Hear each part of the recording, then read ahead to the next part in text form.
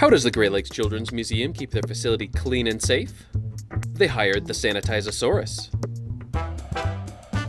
Every day, the restrooms are cleaned and sanitized. And they make sure that the galleries are nice and clean to play in.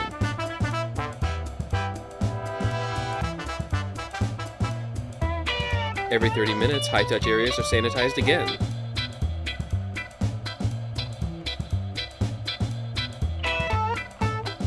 And everything gets thoroughly cleaned during the midday shutdown.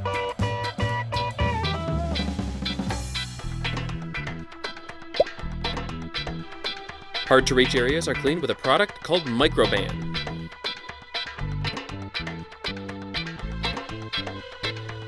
At the end of each day, everything is sprayed with a medical-grade cleaning fog.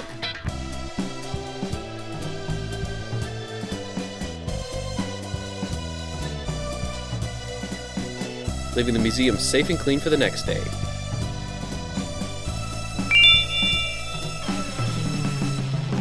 Learn more about cleaning procedures, reservations, and online programs at greatlakeskids.org.